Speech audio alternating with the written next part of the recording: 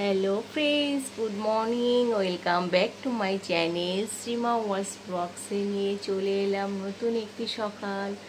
বন্ধুরা, আশা করি তোমরা সবাই ভালো আছো, আমরাও ভালো আছি। দেখো, সকাল হতে না হতে ঘেমে পুরো জল। আজকে একটা গুড নিউজের কথা বলেছিলাম, সেটা হচ্ছে আজকে আমার মা বাবা আসছে। আজ 2 বছর বাদে আমার মা বাবা আসছে আমার এই ফ্ল্যাটে। তো আমি খুব খুশি, বলে বোঝাতে পারবো না। কারণ হচ্ছে আজ 2 বছর পরে আসছে, তো আমার ভীষণ ভালো লাগছে। তো ওই জন্য আমি বলেছিলাম যে একটা খুশির খবর, এত ভালো লাগছে, এত ভালো লাগছে। তো আসবে, তো দুপুরের পরে বেরাবে বাড়ি থেকে, সেই বসিরহাট থেকে আরও প্রায় 25-30 কিলোমিটার ভিতরে আমাদের বাংলাদেশ বর্ডারের ওইদিকে। তো ওখান থেকে আসবে, বাড়ির থেকে বেরোবে 3টে সাড়ে 3টে নাগাদ, বেলা পড়লে আর কি। তো আস্তে আস্তে রাত হয়ে যাবে, তারপরে তোমাদের সঙ্গে দেখা হবে। তো ঠিক আছে, সেই আনন্দে দেখো দাদা আজকে ছুটি নিয়েছে, ছুটি নিয়ে দাদা আজকে রান্নাবান্না শুরু করে দিয়েছে। এখন সব মাছ টাছ নিয়ে এসছে, সেসব ভাজাভুজি করে রেখে দিচ্ছে, রাত্রে রান্না হবে। কারণ এখন রান্না করে সেই আমাকে ফ্রিজে ঢোকাতে হতো। তো আমরা এখন মাছ ভাজা, ডাল ফাল আছে, ভাত করে ওইটা দিয়ে খেয়ে নেবো। আর হচ্ছে কি বলে, ওই রাত্রে রান্না করবো। আমি কাজ থেকে বাড়ি এসে দুপুরের পরে আমি কাজে যাবো, 2-3টে দিকে কাজে যাবো। বাড়ি আস্তে আস্তে ওই 4টে বাজবে, 4টে সাড়ে 4টে। তো আমি 5টা নাগাদ রান্না কমপ্লিট করে আমি রেডি থাকবো ওয়েলকাম জানানোর জন্য মাদার অ্যান্ড ফাদারের জন্য। তো টাটা, পরে দেখা যাচ্ছে। দাদাকে দেখো, দাদা কী করছে।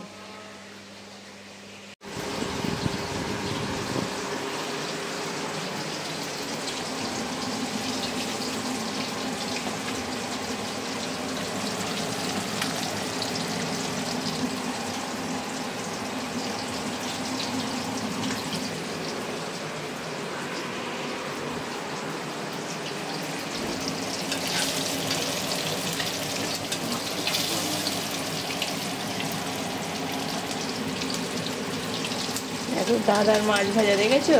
আমার মাছ ভাজা কেন পছন্দ হবে? দাদা 1 কড়াই তেলের মধ্যে মাছ ভাজছে, আর আমি 50 গ্রাম তেল।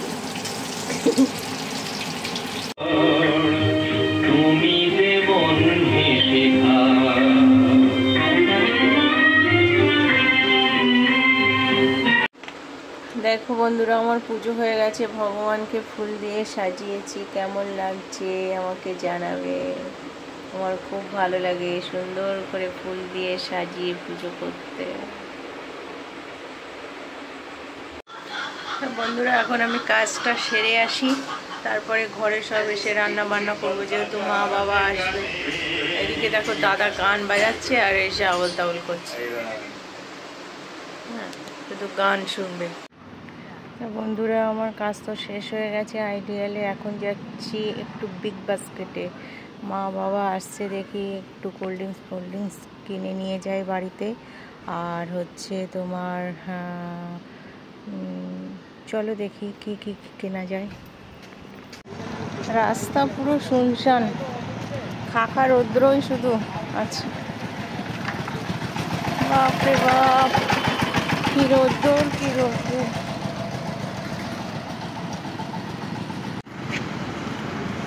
চলো, ওই যে বিগ বাস্কেটে এসে গেছি, ভিতরে যাই, দেখি একটাও লোক নাই। দেখো বাইরে বিগ বাস্কেট, বিশাল বড় করেছে, সুপার মার্কেট। চলো, এখানে আছে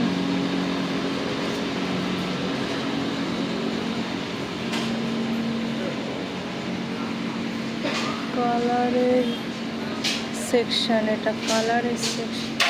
আসিনি আমি বিগ বাস্কেটে, আজকে প্রথম এলাম। প্রথম না, আগের দিন এসেছিলাম, কিন্তু সেরকম সাজানো ছিল না।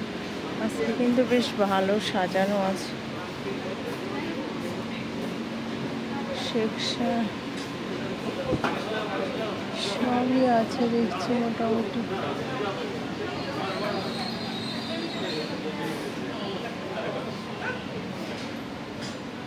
ধূপকাঠি দেখি, ধূপকাঠি দুর্গা দুর্গা ধূপকাঠি।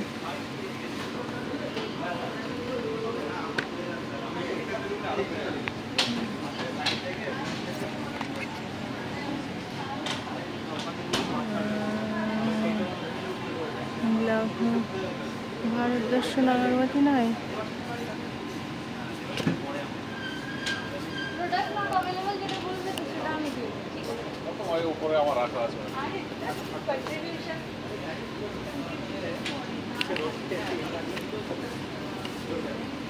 দেখছি পরে এই একটা নেব, পরে নেওয়া।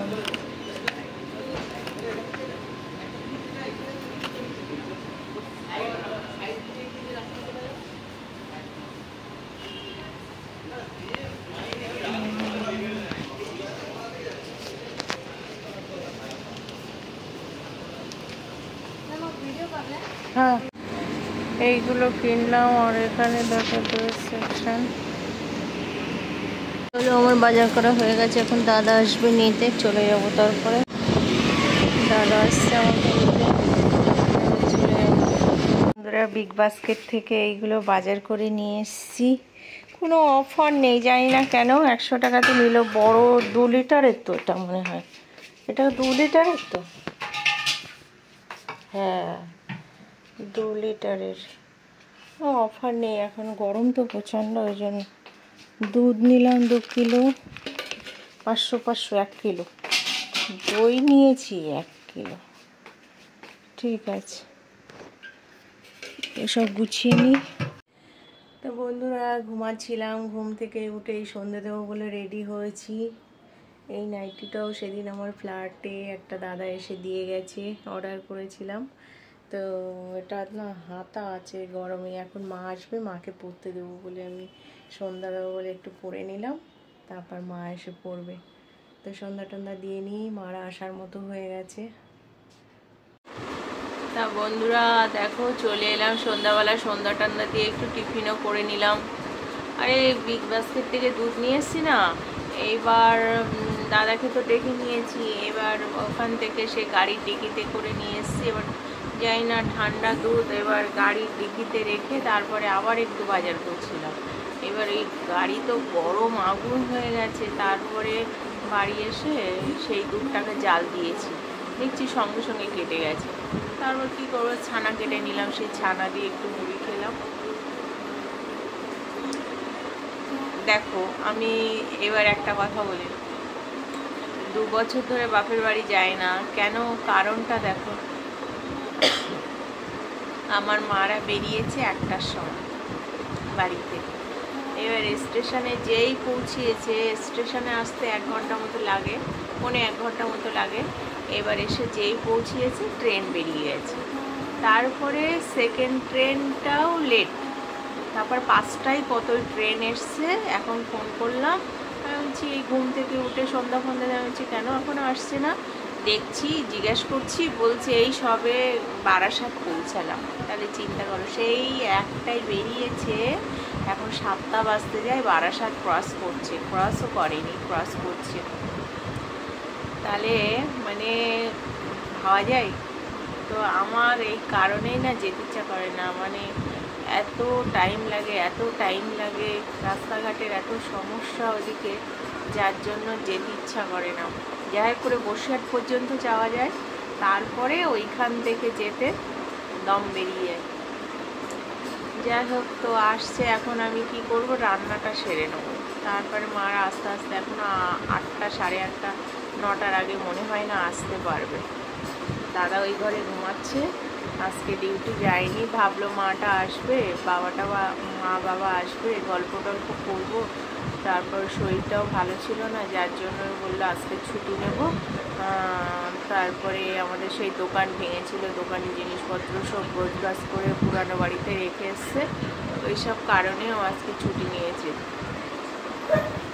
এখন আমি যাই, রান্নাবান্নাগুলো কমপ্লিট করে নিই। মা বাবা আসলে তার একটু গল্প টল্প করতে পারবো। তো বুঝতে পারলে তো বাপের বাড়ি কেন চাই না যে সকালে গিয়ে বিকালে আসবো বা বিকালে গিয়ে সকালে আসবো, এরকম পরিস্থিতি আমার নেই। রাস্তা কিন্তু বেশি দূর না, হয়তো কত 100 কিলোমিটারও না, বাট ওই রকমই মানে রাস্তার পরিস্থিতি, মানে কেটে কেটে যেতে হয়, তো এই জন্যই সমস্যা। তো ঠিক আছে, আমি রান্না বান্না করে নিই, চলো দেখি কী কী রান্না করা যায়। সিম্পল করব, যেহেতু এই রাত্রে তো মানে আর বয়স হয়ে গেছে, তো যার জন্য হালকা পাতলাই করব। কালকে সকালবেলা একটু, সব দিনই প্রায় হালকা পাতলাই করব। যেদিন চিকেন মটন, চিকেন তো আমার বাবা খায় না, মটনই খায়, যেদিন করব একটু ওই দিন দাদাই রান্না করবে, এদিন দেখাবো তোমাদের রেসিপিটা, ঠিক আছে, দাদার হাতের মতন। ঠিক আছে, পরে দেখা হচ্ছে। তো বন্ধুরা, এখন মাছের ঝোল করছি, পটল দিয়ে, আলু দিয়ে, মাছ দিয়ে। তো সব ভেজে ভুজে নিচ্ছি। এই যে সব মাছ টাছ ভেজে, আলু ভাজা হয়ে গেছে, এদিকে হচ্ছে পটল ভাজা।